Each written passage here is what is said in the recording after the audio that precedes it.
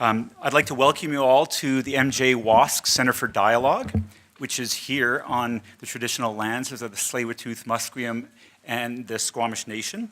And it's also here in the city of Vancouver, which has begun to forge a path for a 100% renewable city, and it's a direction that we inevitably have to go if we're going to avoid dangerous climate change.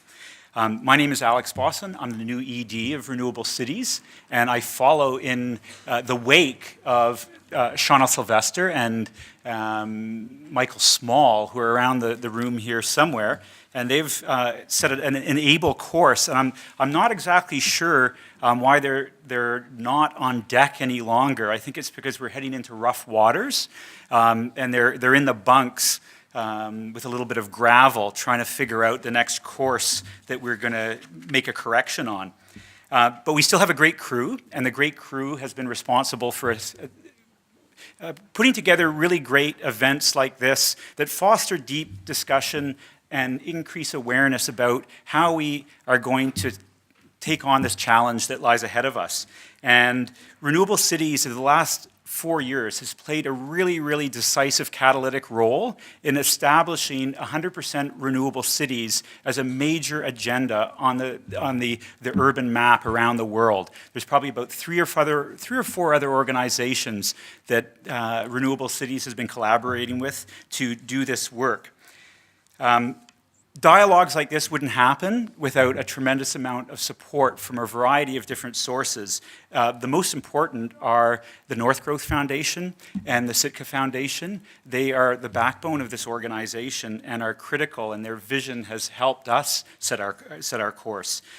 PIX generously supports our webcast, and we have about 400 people online in the shadows of the legislature in Victoria and in the shadows of the Peace Tower in Ottawa, being two big places. Welcome you all.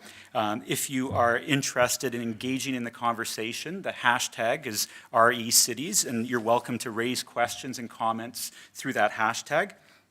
And we could not exist also without SFU's commitment to really meaningful engagement on important public policy issues. And that is our home, the MJ Wask SFU Center for Dialogue.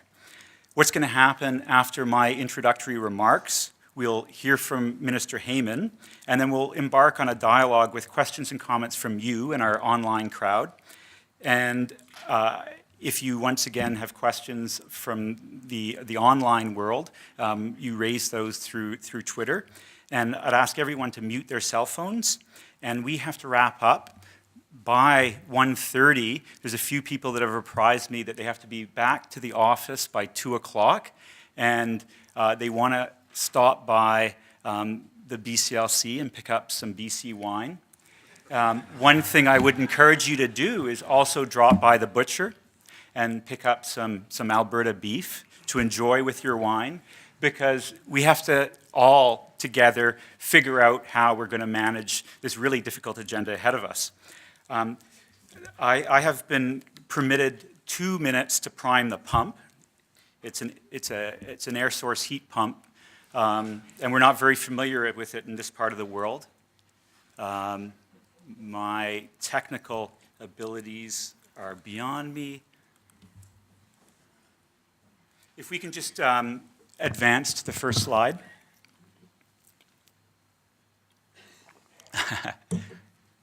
I'm going to do some Monty Python-esque maneuver with my hands to start advancing the slide. BC is a decisive jurisdiction in North America and really the world. BC was actually the first provincial jurisdiction in North America to really acknowledge the critical role that local governments must play to advance a deep emission reduction agenda. And that happened firstly by negotiating the Climate Action Charter. I'm going to curtsy or something in order to advance slides. Hello, please advance slide. That was first done through the Climate Action Charter. The Climate Action Charter, if nobody has read it, if you haven't read it, take an opportunity to review it. The number one commitment from a community perspective for local governments that they voluntarily signed on to, and that's virtually every single local government in British Columbia, is to create complete, compact, and energy-efficient communities. There was a recognition that local and provincial government have to collaboratively work together to drive this agenda. They have to remove barriers, they have to implement policies and actions that address this fundamentally critical agenda. The other important aspect of the Climate Action Charter was there was an acknowledgement that it isn't just a climate hair shirt. We have an opportunity to build better communities in British Columbia, that we can strengthen our prosperity, we can strengthen social imperatives, we can also strengthen environmental imperatives by charting an effective course. That was followed up with the Green Communities Act, the first jurisdiction in North America to require local governments to establish targets, policies, and actions. And what has happened subsequently is astonishing. There's no jurisdiction in Canada, and potentially just one state, maybe two in the United States, where you see the volume of action that is being taken by local governments. And it wouldn't happen without visionary leadership from elected officials, great civil servants doing diligent work and understanding how to exploit the opportunities, a huge amount of work from the private sector that have brought an incredible amount of innovation, and a wide variety of different civil society groups. And this is something that we're in together. And this is the only way that we're going to manage this agenda. However, when we take a look at what the targets that most municipalities have laid out and the targets of the province, we're not making a heck of a lot of progress, or as much progress as we need to. This is a tough slog. We've only reduced our emissions 5% of the last inventory that goes out to 2015. And we're not on track to make that 33% emission reduction target. Certainly not on track to make that 80% emission reduction target by 2050. This is serious work, and we have to align our provincial and local agendas and federal agendas to steer this course collectively. And that is an opportunity that presents itself with the climate plan update that the BC government is currently just embarking into. And I don't think there's a better person to be at the helm of the Ministry of Climate or Environment and Climate Change strategy than the current minister. He understands the public service. Somebody who was the president of the BCGEU, he knows how government works. He was also the president of the Sierra Club and had important files on energy, on the green economy, and also climate change.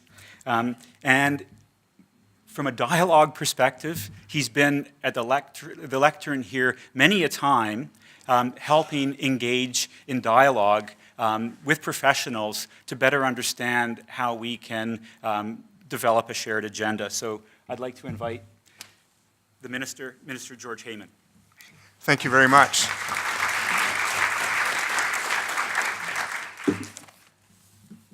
Thank you very much, Alex. And I want to begin by acknowledging that we're gathered here on the traditional territory of the Coast Salish people, the Musqueam, the Squamish, and the Tsleil-Waututh. And before I say other words about climate and cities, I also want to just say the last 10 days have been a bit of a whir, a blur, and there's been a lot of activity, and I just want to thank all of the British Columbians who have stood with our government and thanked us for standing strong for BC's interests, for First Nations interests, for our economy, for our coastline, which is also Canada's coastline. So whether you're in the room or online, thank you very much. I know I'm billed as here to outline BC's new climate plan and how city priorities fit into that, but I'm going to start by going off script a little bit. I think you need to know a little bit about what drives me, why I wanted this job, why I ran for politics, what I think we need to do together to make a difference in British Columbia, in Canada, in the world. Alex referred to my time, my 25 years as a negotiator, 9 years as president of the BC Government and Service Employees Union. And in my last years, people have a particular view of unions and don't necessarily think of unions as caring about environmental issues, but I think what unions do care about very much is what impacts the people we represent. And in my last few years, activists in the union would come to me and say, we keep hearing more and more about how climate change will impact our future, will impact the rest of the world. And we're concerned because it doesn't look like people are talking about it enough or doing enough about it in the circles in which we travel. And people listen to you because of the position you hold. So please, take some time to learn more, take some time to speak out, take some time to build bridges and organize. So in my last year as president of the union, I took the Al Gore Inconvenient Truth training in Montreal. I took it with Councillor Andrea Reimer, who I think is in the room here somewhere, and we have been supporters and colleagues ever since. Hi.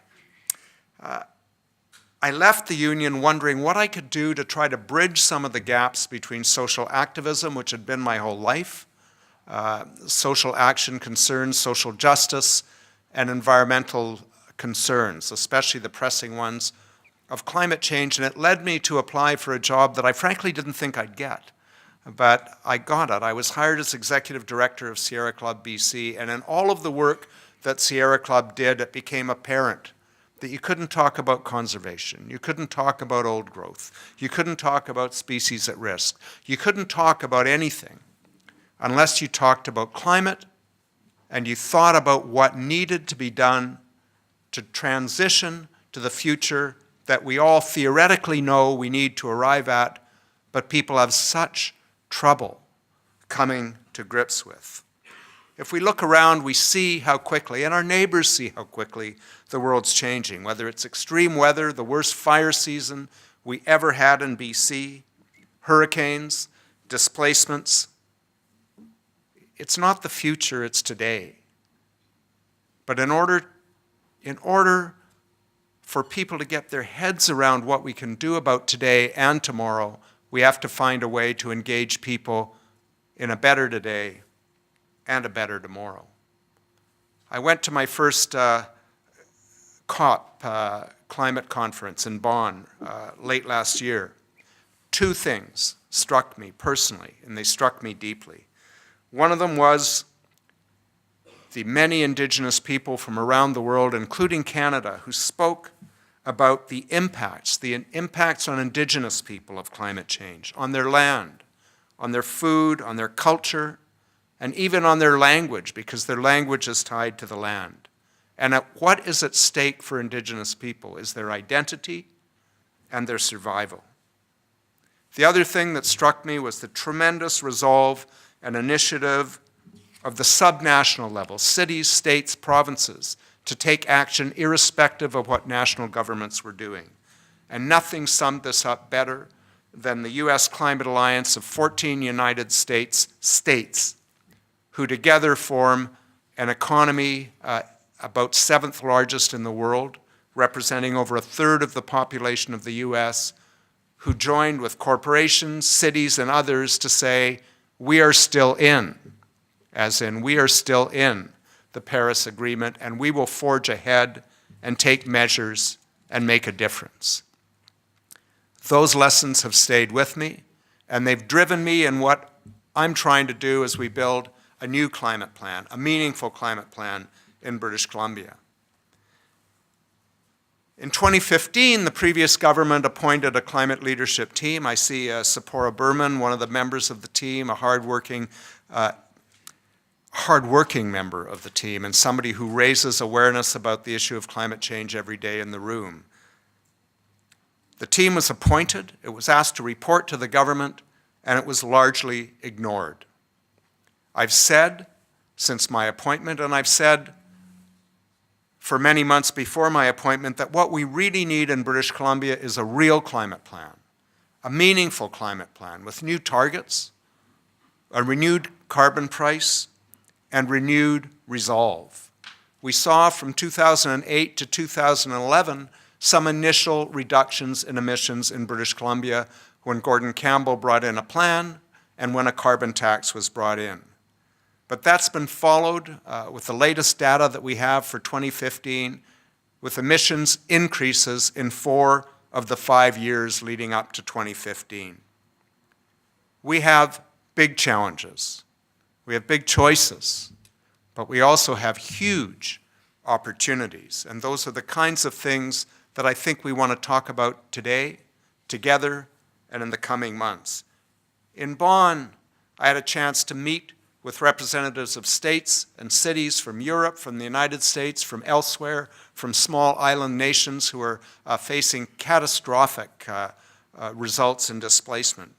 But I heard some tremendous regional initiatives, whether it's Copenhagen, Amsterdam, and others who have such advanced active transportation and public transit infrastructure, whether it's the district in the southwest German city of Freiburg that plans to meet its entire heat supply from solar, thermal, and district heat, whether it's Mexico City's climate action program that's focused on adaptation and resilience for the most vulnerable of their populations. But I've also learned a lot here at home. I've gone and attended for 5 years at the Union of BC Municipalities Convention, the Municipal Climate Leadership Council breakfast. And what was clear for me from year 1 through to year 5 is that municipalities around British Columbia aren't waiting for others to show the way. Yes, people need partners. Yes, people need a plan. But actions around BC have been taking place for years. Solutions, actions, and initiatives. Over half of BC municipalities, whether it's Souk or Fernie or Vancouver or Valemount, representing 80% of BC's population, have community energy and emissions plans. North and West Vancouver are collaborating on step code implementation, and in Vancouver, which has its own charter, very ambitious work has begun on energy efficiency codes and standards. We've seen a tremendous electric vehicle fast charging network accelerate Kootenays on Highway 3 in order to put fast chargers to allow people to actually get from A to B over long distances in rural British Columbia with electric vehicles. Now people along the Highway 16 corridor are interested in the same. And yet British Columbia, which legislated targets for emission reductions for 2020, is going to collectively fail miserably in meeting that target, as in we cannot possibly meet it. The province didn't walk the walk. We haven't given cities the help that you need. We know that local governments and local government decisions influence about half of BC greenhouse gas emissions. But provincial policies impact the same sources of emissions, and you need policies from the provincial government that can make your actions more meaningful. So let's look. Let's look at what's happening elsewhere. What examples can we see? In France, in the United Kingdom, in India, in Germany, in China, in California, everywhere people are making plans to phase out the sale of internal combustion engine vehicles over the next 2 decades. Norway is already at 24% with very aggressive plans for 2025. GM and Ford have recently announced they plan to phase out, at least in light-duty vehicles, internal combustion engines in fairly short order, and Volvo has made it clear they are moving to zero-emission vehicles. It's time for the BC government to define clear, near-term goals and create clear plans. We will start by setting the 2030 target that was recommended by the climate leadership team of a 40% reduction below 2007 levels by 2030. So there is a benchmark on our way to 2050. It will be a challenge. We need to achieve this by setting targets for the built environment, for transportation, for the industrial sector, and we need to work with citizens and municipalities to get there. So we will be developing a plan over the coming months that will give British Columbians an idea of what are the things that the province is going to do in conjunction with municipalities to meet these targets. We'll be doing that through the Climate Action Secretariat, but also through the new Climate Solutions and Clean Growth Advisory Council that we've set up. Some members are here today. I think Matt Horn is here. I know Nancy Olwider from SFU couldn't be here, but is a member. Karen Tamwu, I think, is not here. I believe Taylor Backrack is online. Tessica Truong is here in the room, I believe. Also, Jody Osborne and Taylor Backrack represent municipalities on the council.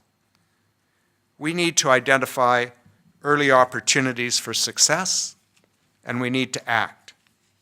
We know the climate leadership team said we should have a target of zero-emission vehicles, 30% of new car sales by 2030.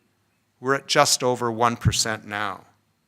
There is tremendous interest, but interest needs infrastructure and access.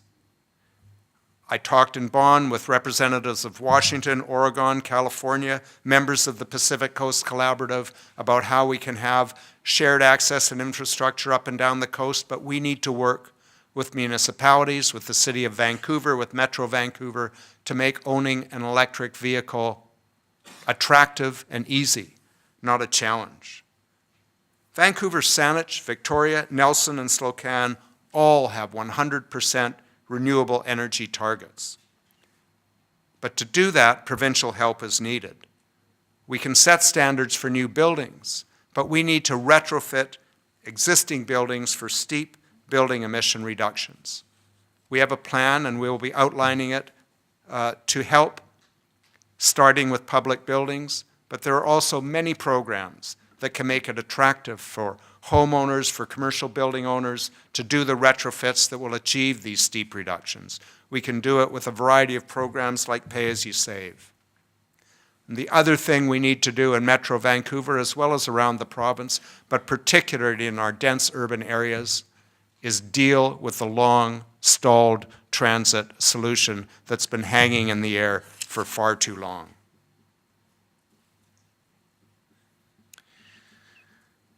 My government is focused on affordability for families, services to people, a sustainable modern economy, which means we need to support the transition to the future.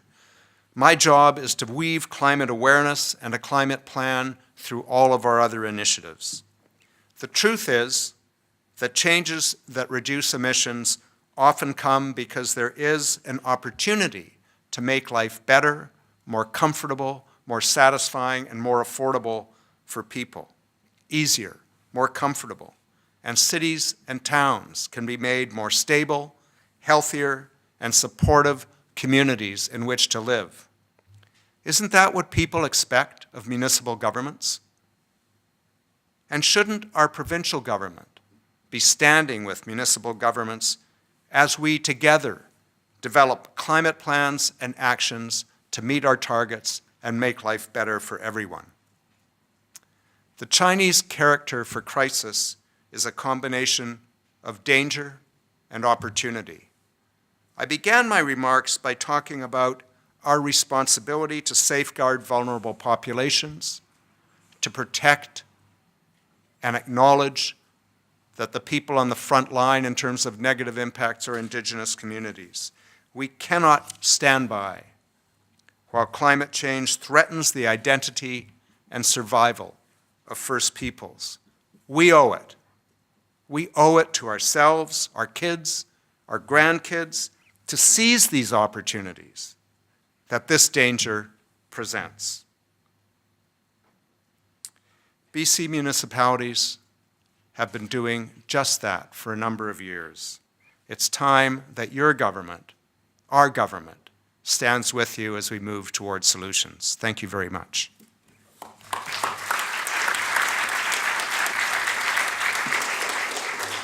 Okay, so we have about almost 200 people here and about 400 people online.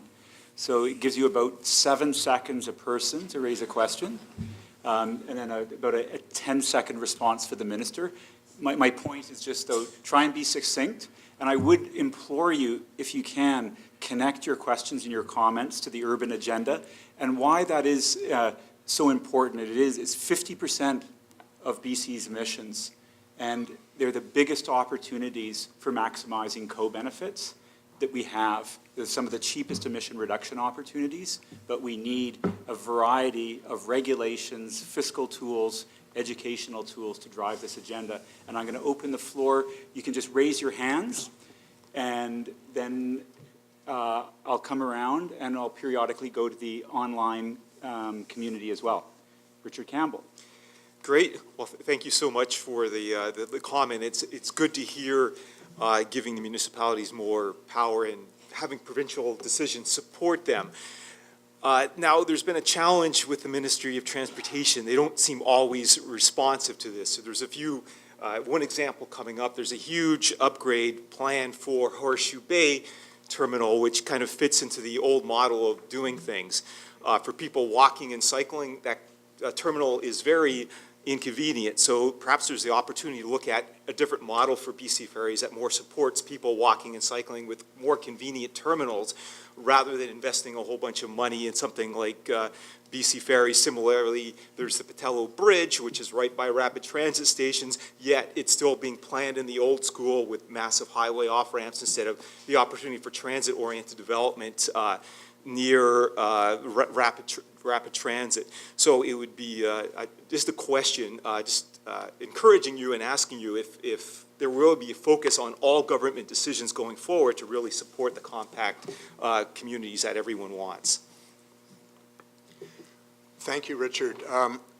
I'll be very quick in my answer. One of the things that I learned very early is that government is large, complex. Crown corporations and agencies often are operating on lock with plans that began many years ago, and that what we need to do to impact infrastructure in a way that that takes note of active transportation, other modes of transportation, public transportation, ultimately all the things we have to do to reduce emissions is develop a thread and a set of benchmarks against which we check our actions. So one of the first things I asked the Climate Solutions Council to do was to turn their mind to what we needed to do in terms of public spending on new buildings and infrastructure that we could communicate as part of a plan to change how we focus on the plans.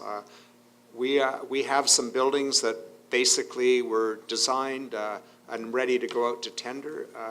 We want to make sure that the next ones are treated differently and that we look for opportunities, say, for net zero in transportation infrastructure. We need to look to accommodate transit and active transportation much more. It will take some time to make the shift, but I think that's why we need to be thoughtful about what the early priorities and the early opportunities are to make visible difference and focus our early actions on those things.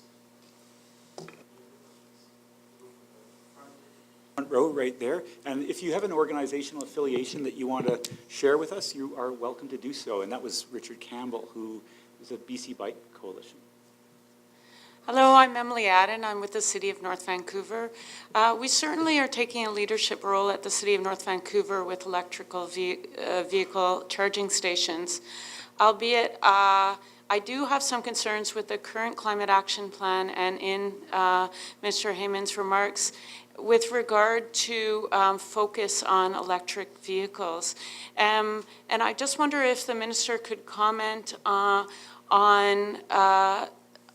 how consideration of social impacts and health impacts of single occupancy vehicles are being considered at the same time as climate action effects with regards to transportation.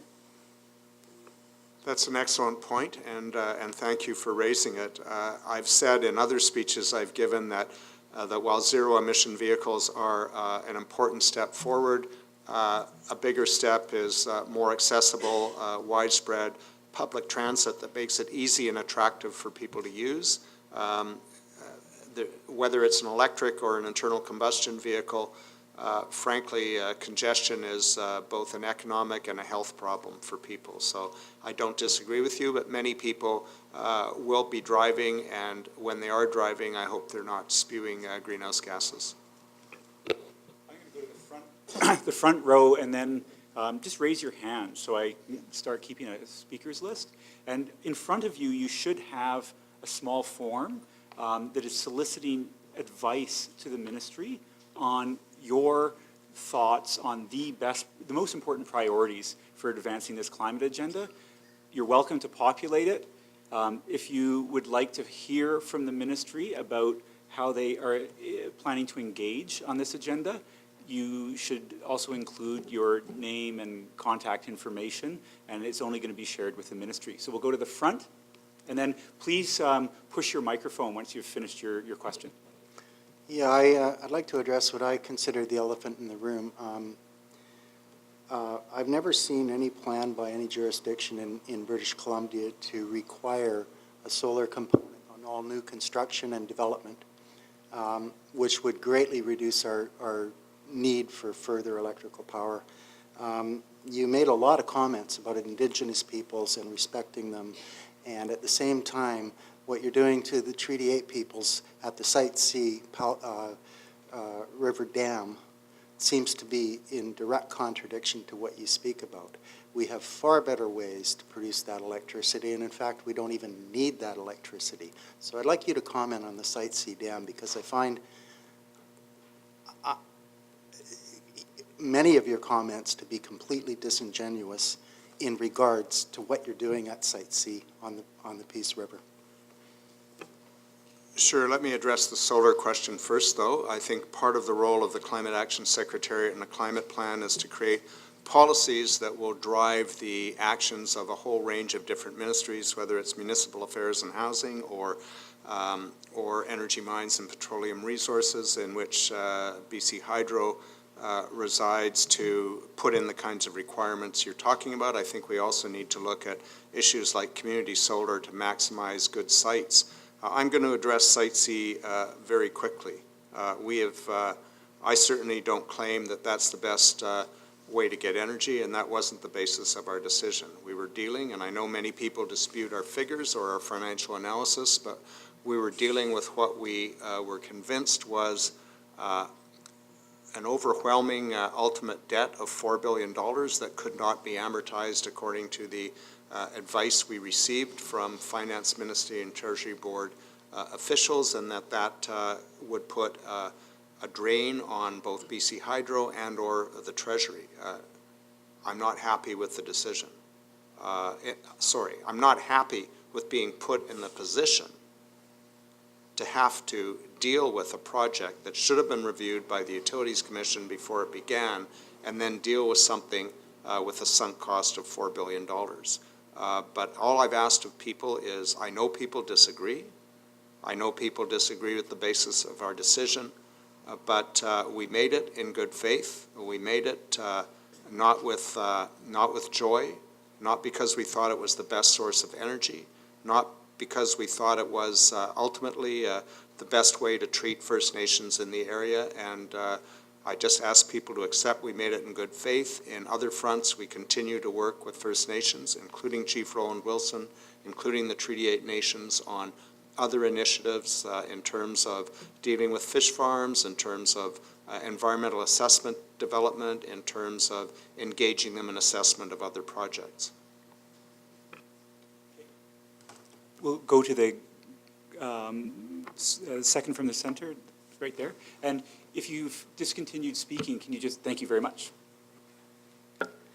Thanks. My name's Sue Maxwell, and I'm a councillor with the Resort Municipality of Whistler.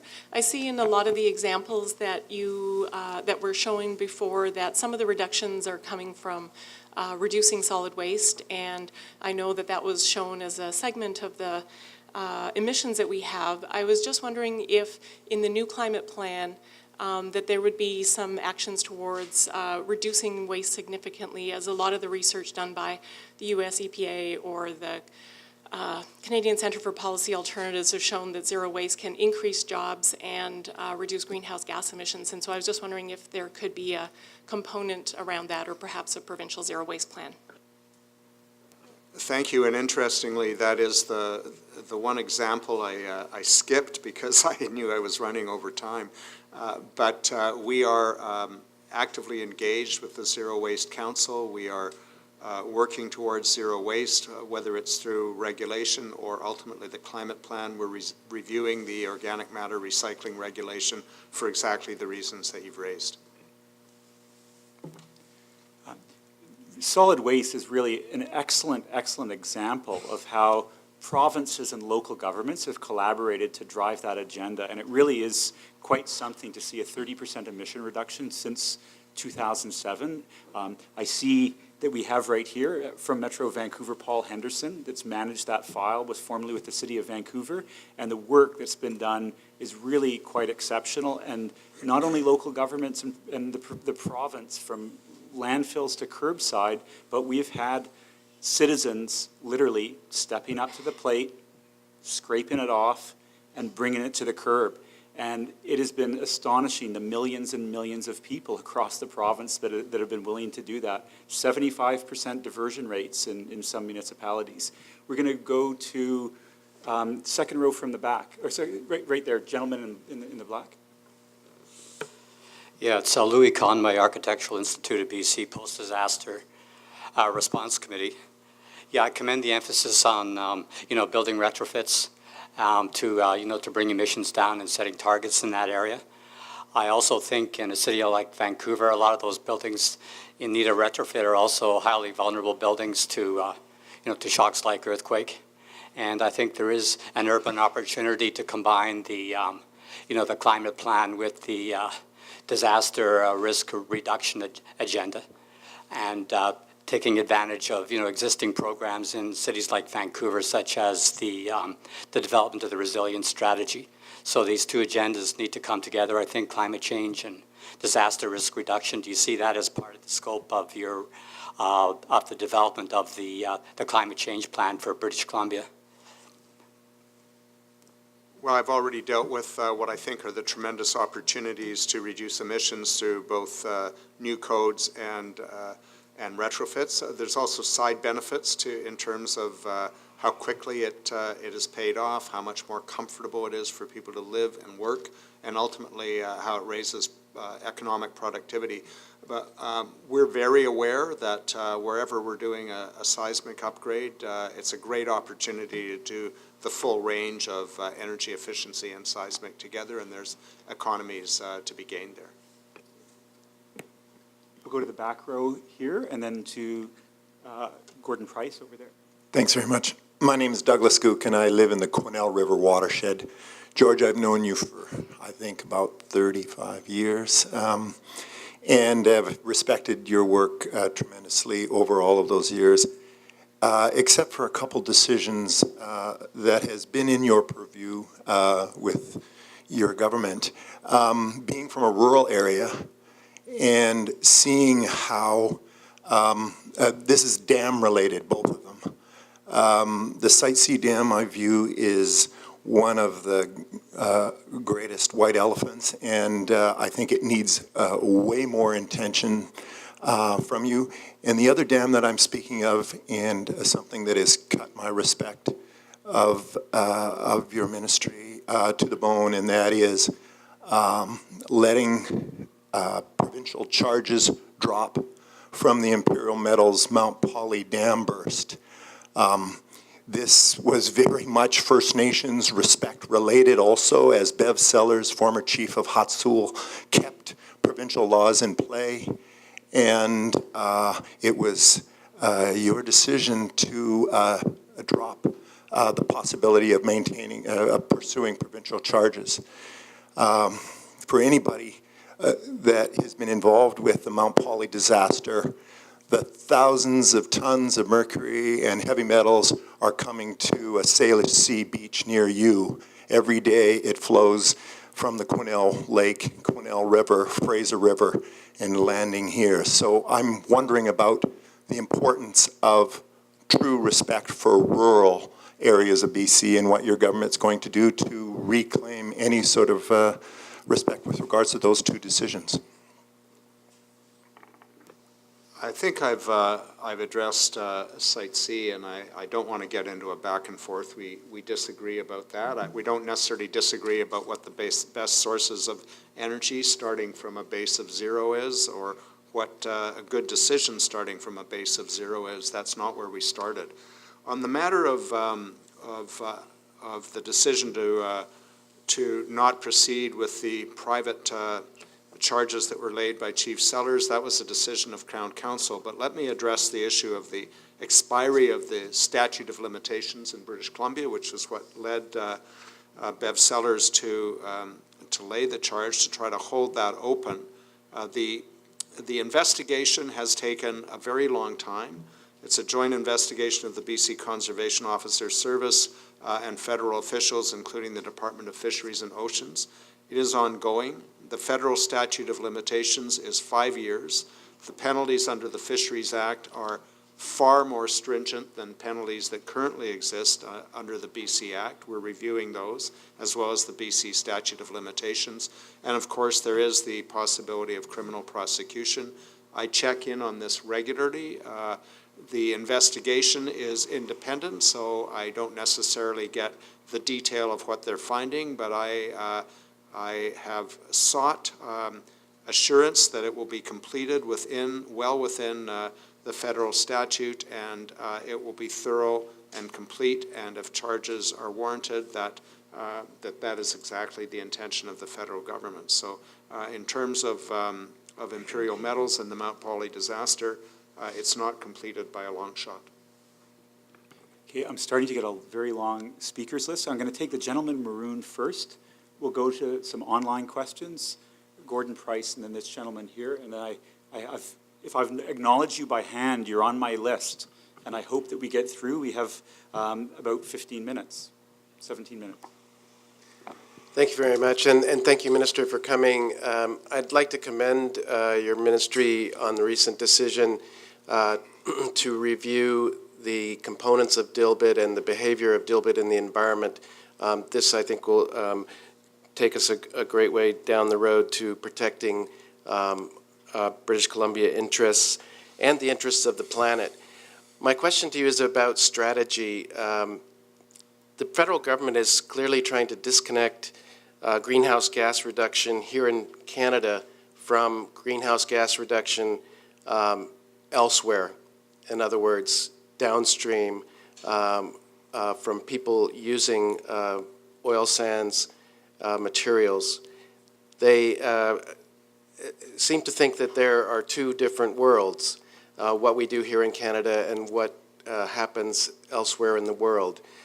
What can we do to bring that strategy to play where it's clear that downstream climate impacts of the Trans Mountain Kinder Morgan pipeline have to be considered in any decision involving health of humans, health of the planet, but the federal government has managed to disconnect those.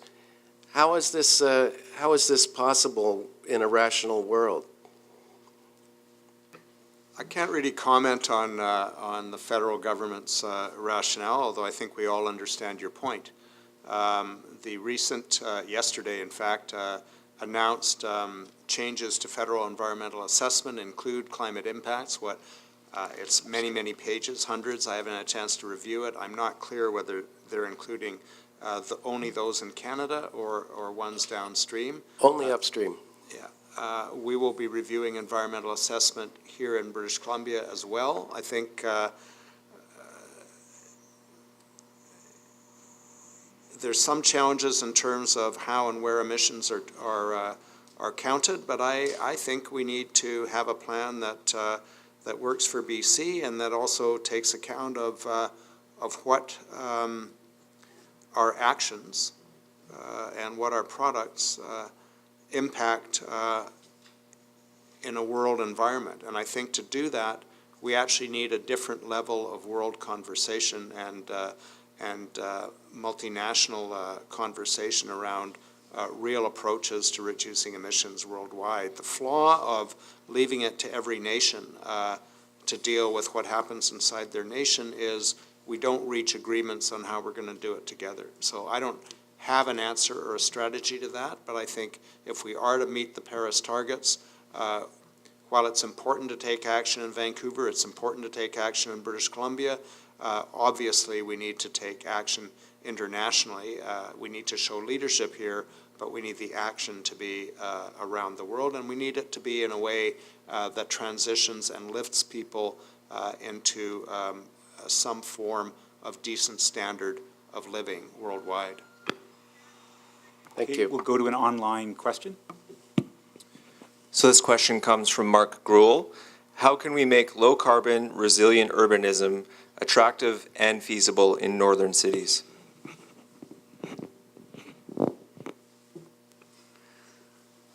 I'm not sure I'm the expert on that, and I'm not sure Taylor has a microphone. I think, but I know that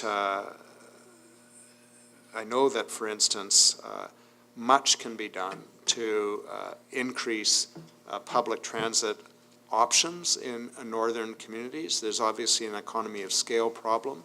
Things can be done around vehicle charging infrastructure. I mentioned the Accelerate Kootenays project. I know there's interest along the Highway 16 corridor so that people would actually have an option. There's a lot of, I know I spent many years living in Terrace. There is a lot of fuel used to heat homes in cold winters, and I think aggressively retrofitting and having a strong building code to both reduce energy use and find new sources of energy are among the things that can be done. And I think the provincial government needs to work with northern municipalities to do that. Prince George recently put in a district energy heating system in the downtown core. There are initiatives like that all throughout rural British Columbia, and I mentioned the municipal climate leadership breakfasts as well as the council. They spur each other on by trading success stories. Just a small comment on that. One of the few areas where there hasn't been the same degree of success across British Columbia, and it's really tough, is just focusing land use, focusing growth. And that's an opportunity. It doesn't matter if it's a small town, big town. We have beautiful small towns across British Columbia, historically, where people were able to drive very short distances or walk. We have to get back to that opportunity. It's going to be good for our public health. I'm going to go to Gordon Price. Thanks, Alex. And then Dale Littlejohn after that. Minister, welcome to the WASC. You're welcome here anytime. I sat on the TransLink board going back to 1999, so right away I was interested to see that the place we're doing the worst is transportation, up 14%. Now, it's not as though we don't have, well, it's not as though we don't have actually electric vehicles. We've got one going back to the 80s, works great. It's called SkyTrain. And the minister, you know, we have a plan and we have the vision and we even have proposals for funding, but the pattern is always the same. The region does the heavy lifting, goes to the province says, no, even the obscenity of the referendum. So it's a little discouraging to hear from the Premier kind of the same tone when he was being interviewed by Von Palmer. Here's a few quotes on mobility pricing. It's the mayors who will have to defend their position. Nothing will be rubber stamped. Recommendations will be rejected if they're not consistent with the provincial government's agenda. All fair stuff, by the way. That's the kind of negotiation that goes back and forth. But there's nothing that I haven't heard going back to governments, hey, back to 2000 at least. Same tone, same kind of attitude, same expectation. So my question is, where's the love? Where's the enthusiasm that we heard from you? Because if it's going to be the same damn thing, you know, we can move ahead now on making a difference up there. But it sounds as though it's going to be the same damn thing. Well, I would argue, Gordon, that it isn't, and I'll start with our commitment to put not a third, but 40% funding toward the capital costs of the Mayor's plan, which is a significant jump. And I'll just simply say, I mean, I can't comment on quotes that I've just heard for the first time, nor do I want to, but what I can comment on is our discussions within our government about how important breaking the logjam on transit is, and my knowledge of the minister responsible, Selena Robinson, and the parliamentary secretary, Bowen Ma, wanting very much to work through the remaining funding needs with the mayors of Metro Vancouver so we can get this plan going. Let's hear the love. One thing that we should appreciate is that plan, which is a very good infrastructure plan, can benefit from better land use.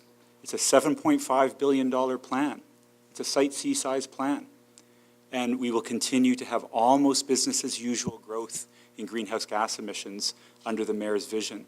And that's because we can put more folks on those on the LRT and through our public transit system. And that's excellent analysis that was done by TransLink. But there's a big opportunity for adjusting a land use regime that really fits that infrastructure plan. And I'm going to go to Dale Littlejohn, and that was Gordon Price, if you didn't know, who's been a stalwart visionary in Vancouver for integrating land use and transportation.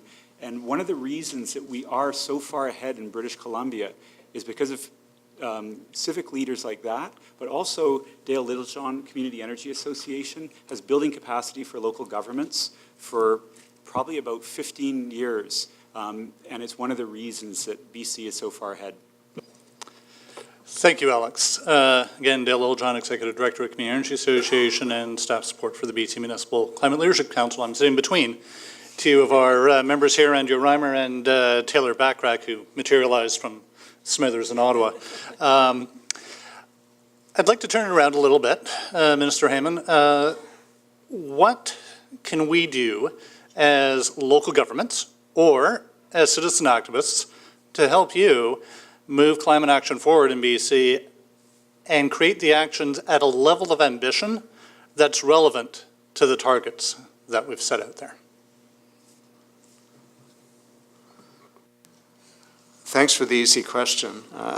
I'm tempted to just give the cheap answer, which is keep doing what you're doing, and I will give that. But we established a Climate Solutions Council with some representation from a variety of sectors to help us identify opportunities, to give us feedback on Climate Action Secretariat plans, on potential threats to well-being of communities or individuals or industry and how to get around those. But there's so many more people who wanted to participate. So the model we're looking at is, as we start to deal with any issue, whether it's a particular industry, whether it's forestry, whether it's cement, whether it's transportation, whether it's northern communities or large urban centers, to bring groups of people in to work with the Climate Action Secretariat, lend your expertise. So that's one thing.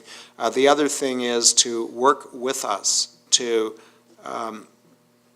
raise awareness and enthusiasm among the populations who are generally more close to locally elected officials than they are to steps once removed, like the province, or twice removed, like the nation, and get people excited both about what we have to do to deal with the challenge, but what the tremendous opportunities of taking action now, both in terms of meeting the climate challenge that I think everybody in their gut wants to meet, without threatening their livelihoods, and in fact making their lives and communities, and more importantly, the future lives and communities of their kids better. Here, fourth row from the back, yeah. Thank you. My name is David Gregg. Thank you, Mr. Heyman. I have a question really about cross-pollination with the Ministry of Education. So as an elder, I have grandchildren, and I would like to know how they will be informed by the new regulations, if I may use that word. I really feel that there's hope through our children, more than perhaps the parents who are still driving the big SUVs. I think that we've seen how children hold parents to account over waste in the houses. And I'd like to see that there's some effort in cross-pollination from your department to the Ministry of Education. And is that going to happen? Thank you. I think the easy answer is yes. I could point to some ways in which we do that, whether it's casual conversation or whether it's when we discuss in cabinet a particular initiative, me introducing questions or ultimately recommendations for policy. But what I can say is I think a lot of that work is already happening in schools. A lot of it's driven by the ministry as well as teachers. I regularly receive letters from students, obviously encouraged by their teachers to do some research on climate or renewable energy or fossil fuels and write letters to me about what the heck are you doing about it. So third row from the front. There. Thank you. My name is David Hollingworth, and I'm a paramedic here in Vancouver. Our union last fall passed 5 resolutions that recognize the great risk of climate change, and we're also lobbying now our employer, BC Emergency Health Services, to adopt electric vehicle technology. I feel there's a tremendous opportunity with government fleets to lessen our carbon footprint through the adoption of electric vehicles, and it appears to be an initiative that is off the radar of many high-level managers at various levels of government organization. I'm wondering if you have a plan and what that plan would be to use the power of procurement using government fleets to increase the number of electric vehicles in British Columbia. I think it'd be a tremendously good thing. Thank you. Well, we're building the plan overall, and it will include using government procurement and economies of scale in a number of areas, whether it's electric vehicles, transportation, retrofitting of public buildings. It will take some time to filter that down through. There's a lot of stuff going on, and while I'm ambitious and I want to get a lot done fast, we need a few more months, if not a couple of years, to get some very specific and concrete replacement plans that incorporate low-carbon alternatives. We have just a few minutes left, so I'm going to really ask you to be concise with your questions, and I think everybody who I've nodded to will be able to get in. So, thank you, Minister. Thank you for me being here. My name is David Oliver. I'm with Cowlands Mobility Group, which is a transportation company here based in Vancouver. We focus on changing human behavior in transportation. And we know a lot of folks in different industries like transportation and other fields like building and so forth that focus on the same thing with great ideas. So the question is quite simple, is how do we engage with your minister?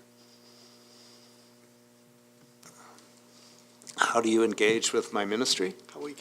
How can we help you?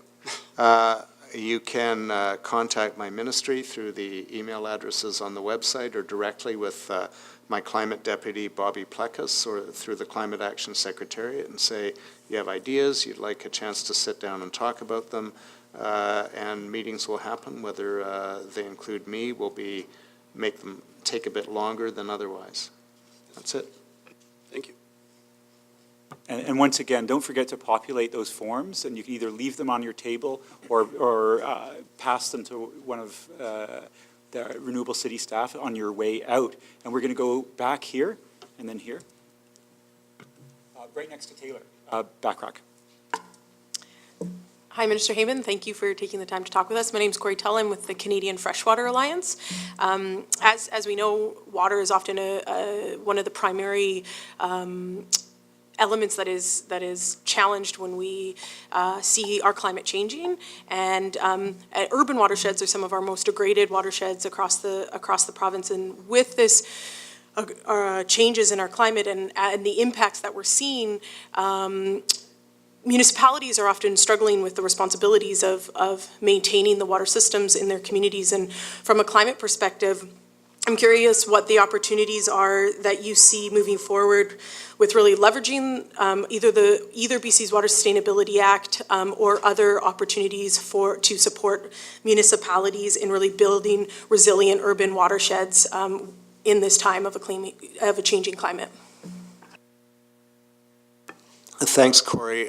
We're not very far down that road. I've had a couple of meetings with representatives of the Polis Institute at UVic on water governance issues, specifically planning ahead on water sustainability issues. Part of this will be dealt with by, I think I'm cutting out a bit, part of this will be dealt with by land use planning review that's happening, being led by the Ministry of Forest Lands and Natural Resources, but in which we'll participate. But I haven't really begun much work on that because we've had a number of other initiatives in the last 6 months that I've been moving forward, although one of the first things we did was deal with a set of recommendations flowing from the central Okanagan pollution of the Halkar Aquifer that hopefully will guide management of agricultural waste and its pollution of water in all shallow aquifers around BC. So we're reviewing the agricultural waste regulation for that. That was notwithstanding the fact that we've moved on to environmental assessment and other things. Water is sitting here, and I continue to meet with water advocates and plan how we're going to move on that in the near future. We'll go right here, and then one last question, back row. Hi, Minister.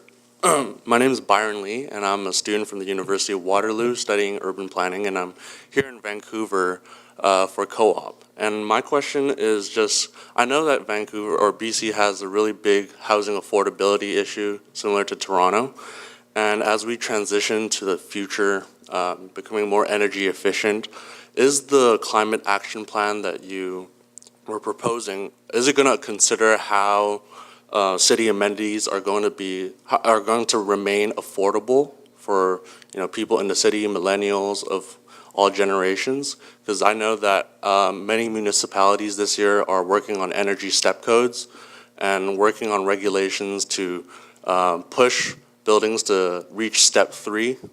And so I know that when we push buildings to reach step 3, it actually adds costs.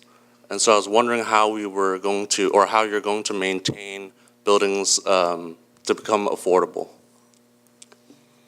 So the Climate Action Plan or Secretariat won't address that directly, although I think broadly across government we're concerned about affordability. I think the truth is that ultimately the more builders adopt the technologies that get us to high energy efficiency or net zero, the cheaper the process becomes. That's been the experience in Europe, and certainly the energy savings of the people who live in the homes are realized. It takes longer in residential buildings, less time in multiple unit residential buildings, and can be done very quickly in commercial buildings. So, but it's not directly in my ministry.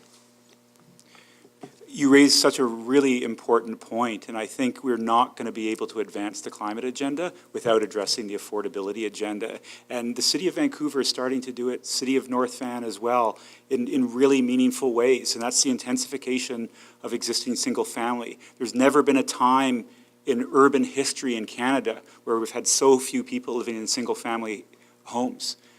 There's more one-person occupied single-family homes than single-family homes occupied by 3, 4, 5 or more people.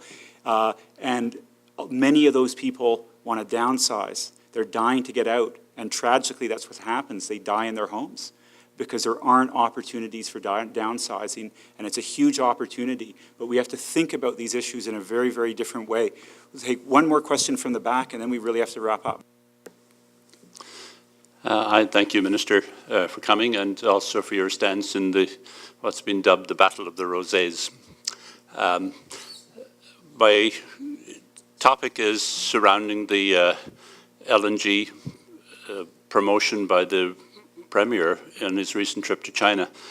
He met with the people from LNG Canada, and that facility, if built, would kick out about 11 million tons of GHGs, which is 80% of our 2050 target. I have 3 children, each of whom has asked me, how does this square with our climate action plan? What answer do I give them? What you can tell them is, first of all, the Premier's trip to Asia, that was one of many meetings he had with all sorts of people, despite the fact that the media chose to portray it as the purpose of the trip. The Premier and our government, as well as when we were in opposition, have always been clear that the development of LNG is predicated on 4 conditions, one of which is environmental and very specifically meeting our climate targets. So the Premier asked me to ask the Climate Action Secretariat to do an analysis of what the GHG impact of different sizes of LNG plants with different conditions placed on them might be. We're doing that work now, and we'll be discussing it. This needs to be a fact-based, science-based discussion. I understand fully that 11 megatons basically eats up most of the 2050 budget, but what we need is what do the numbers look like with different conditions, different sizes, and then that will lead our government to see where that fits in an overall industrial sectoral reduction plan. But our commitment to meet targets underlies all of it. Targets, good way to wrap up our session, focusing on those targets. Lots of really thoughtful questions, thoughtful answers. What I hear is a really genuine interest to look at global best practices and practices across British Columbia, how they can be ramped up by local governments and the provincial government working together. We're going to continue these dialogues. We're pivoting carbon talks to focus very, very squarely on the urban agenda. That's 50% of our emissions. There's huge opportunities there. If you want to witness this again, this is on the YouTube, the Renewable Cities YouTube channel.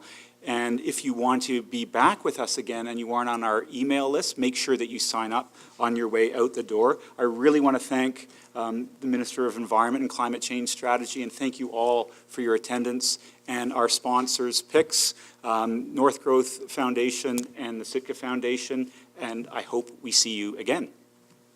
Thank you.